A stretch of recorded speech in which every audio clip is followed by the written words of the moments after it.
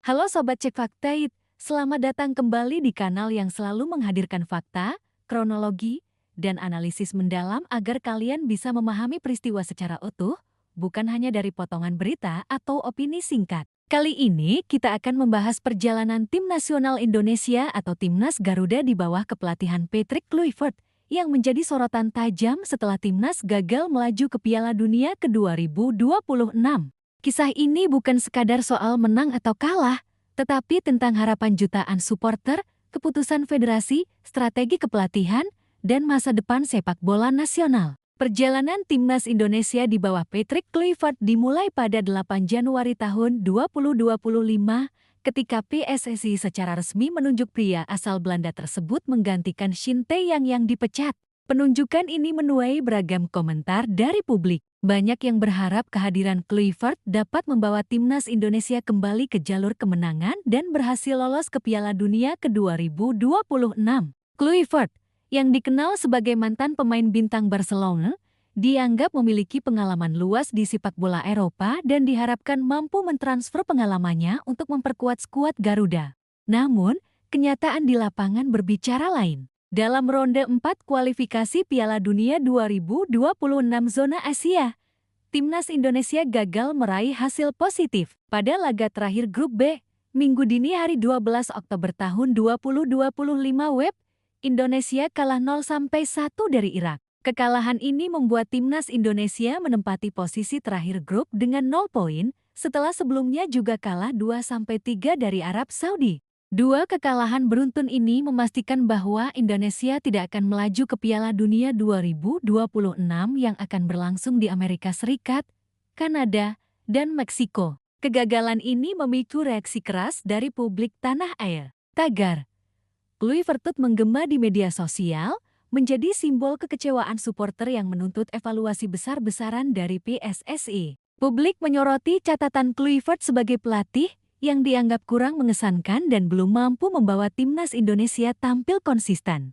Sejauh ini, Patrick Kluivert telah menangani Timnas Indonesia dalam 8 laga. Dari 8 pertandingan tersebut, tim meraih 3 kemenangan, 1 hasil imbang, dan 4 kekalahan. Menariknya, keempat kekalahan ini terjadi saat bertanding di luar kandang, yaitu melawan Australia, Jepang, Arab Saudi, dan Irak. Kondisi ini menunjukkan bahwa performa Timnas Indonesia sangat lemah saat bermain tandang, sebuah hal yang menjadi perhatian besar bagi evaluasi kepelatihan. Dari sisi statistik, tim yang diasuh Kluivert sudah kebobolan 15 gol dalam 8 laga, sementara hanya mampu mencetak 10 gol. Kekalahan dari Irak 0-1 menjadi tambahan panjang bagi catatan buruk Timnas Indonesia di bawah Kluivert. Dalam laga tersebut, Indonesia sebenarnya menciptakan beberapa peluang berbahaya, namun penyelesaian akhir belum optimal. Kontroversi keputusan wasit juga menambah frustrasi tim. Pada masa injury time, Miliano Jonathans dijatuhkan oleh Zaid Tassin di area pertahanan Irak. Para pemain menuntut penalti karena yakin kontak terjadi di dalam kotak terlarang. Namun, wasit Maneng asal China memutuskan pelanggaran terjadi di luar kotak dan memberikan tendangan bebas bagi Indonesia serta kartu merah untuk Zaid Tassin. Tidak digunakannya VAR membuat keputusan ini menjadi sorotan besar dan semakin memperburuk kekecewaan supporter. Sorotan publik dan media terhadap performa Kluivert tidak hanya berdasarkan kekalahan di lapangan, tetapi juga pada fakta bahwa tim belum mampu menunjukkan stabilitas mental pemain, adaptasi terhadap taktik baru, dan koordinasi di lini belakang menjadi masalah utama. Media Korea Selatan bahkan menyoroti bahwa performa Timnas Indonesia menurun drastis setelah Shin Tae-yong dipecat dan penggantinya belum mampu membawa tim kembali ke jalur kemenangan. Jika kita bandingkan dengan periode Shin Tae-yong, terlihat jelas perbedaan. Shin memimpin Timnas Indonesia sejak 2020 hingga Januari tahun 2025 dengan catatan 57 pertandingan, meraih 26 kemenangan, 14 hasil imbang, dan 17 kekalahan, dengan 106 gol tercipta dan 75 kali kebobolan. Statistik ini menunjukkan kestabilan performa tim meski mayoritas pemain berasal dari kompetisi lokal.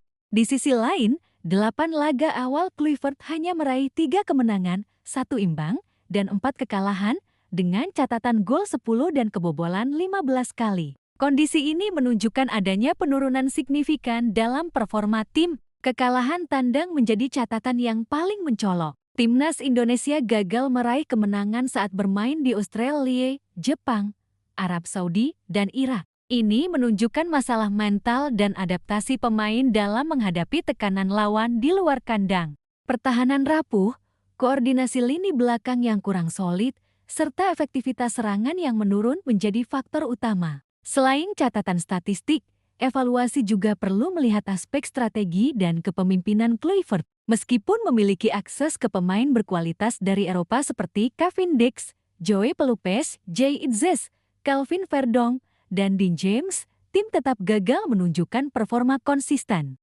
Penyesuaian terhadap taktik baru dan gaya permainan Kluivert belum optimal. Soliditas lini belakang dan efektivitas serangan menjadi masalah yang berulang di laga-laga penting. Reaksi publik pun keras. Tagar Kluivert menjadi simbol kekecewaan supporter yang menuntut evaluasi besar-besaran. Banyak yang menyoroti strategi permainan yang belum matang, adaptasi pemain baru, dan kurangnya pengalaman Kluivert sebagai pelatih tim nasional di level Asia. Kekalahan dari Irak dan Arab Saudi menunjukkan bahwa pertahanan Indonesia tidak cukup solid menghadapi tekanan lawan, sementara lini serang belum mampu mencetak gol di momen krusial. Kegagalan timnas Indonesia ini menjadi bahan refleksi bagi PSSI dan publik. Pergantian pelatih bukan hanya soal mengganti nama, tetapi harus diikuti dengan strategi matang, adaptasi taktik, pembinaan mental pemain, dan persiapan yang menyeluruh.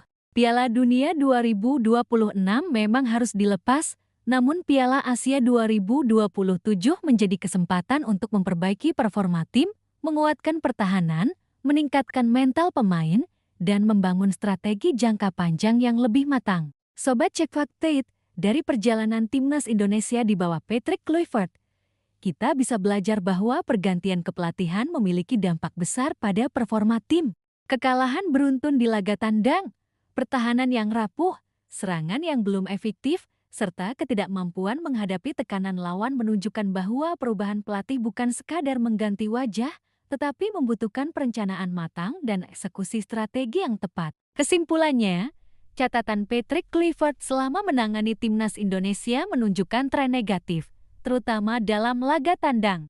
Dengan 3 kemenangan, 1 imbang, dan 4 kekalahan, serta rasio gol 10-15, performa tim belum mampu memenuhi ekspektasi publik. Kekalahan terbesar 0-6 di Jepang dan laga terakhir melawan Irak menegaskan bahwa Indonesia masih memiliki pekerjaan rumah sebelum mampu bersaing di level internasional. Sobat Cek Fakta, semoga naskah ini memberi gambaran lengkap tentang catatan Patrick Kluivert saat menangani timnas Indonesia, sorotan publik, dan pelajaran yang bisa diambil untuk masa depan sepak bola nasional. Jangan lupa like, komen, share, dan subscribe agar selalu mendapatkan konten faktual dan mendalam. Tetap kritis, tetap semangat, dan sampai jumpa di video berikutnya. Elinglan sabar, karena perjalanan timnas Indonesia masih panjang dan kesempatan untuk bangkit selalu ada.